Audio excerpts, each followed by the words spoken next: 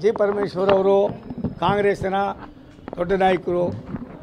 ಮಾಧುಸ್ವಾಮಿಯವರು ಈಗಾಗಲೇ ನಾವು ಬಿಜೆಪಿಯನ್ನು ಬಿಡೋದಿಲ್ಲ ಅಂತ ಹೇಳಿದ್ದಾರೆ. ನನಗೆ ಆತ್ಮೀಯರು, ಬುದ್ಧಿವಂತರು, ನಮ್ಮ ಜೊತೆಲೇ ಇರ್ತಾರೆ. ಅವರ ಕೆಲವು ಕಾರ್ಯಕರ್ತರು ಕೂಡ ಈಗಾಗಲೇ ಬಂದು ಕೆಲಸ ಮಾಡ್ತಾಯಿದ್ದಾರೆ, ನಮ್ಮ ಜೊತೆಲಿ ತೊಡಗಿಸ್ಕೊಂಡಿದ್ದಾರೆ.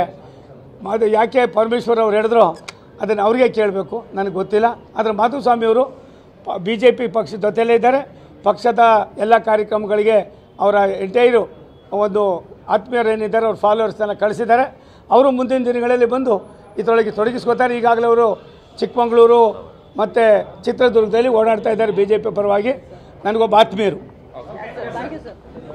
ಜಿ ಪರಮೇಶ್ವರ್ ಅವರು ಕಾಂಗ್ರೆಸ್ಸಿನ ದೊಡ್ಡ ನಾಯಕರು.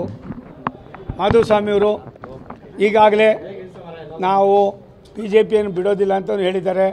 ನನಗೆ ಆತ್ಮೀಯರು, ಬುದ್ಧಿವಂತರು, ನಮ್ಮ ಜೊತೆಲೇ ಇರ್ತಾರೆ.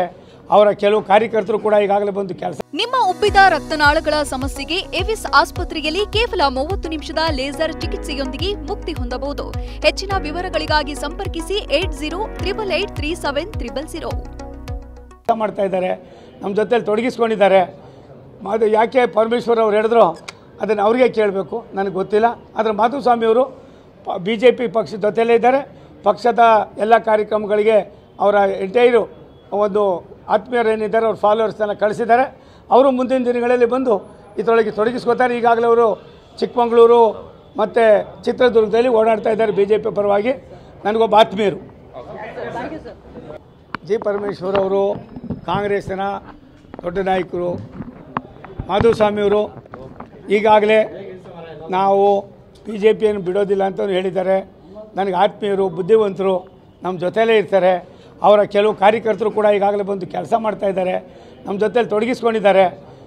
ಅದು ಯಾಕೆ ಪರಮೇಶ್ವರ್ ಅವ್ರು ಹೇಳಿದ್ರು ಅದನ್ನು ಅವ್ರಿಗೆ ಕೇಳಬೇಕು, ನನಗೆ ಗೊತ್ತಿಲ್ಲ. ಆದರೆ ಮಾಧುಸ್ವಾಮಿಯವರು BJP ಪಕ್ಷದ ಜೊತೆಲೇ ಇದ್ದಾರೆ.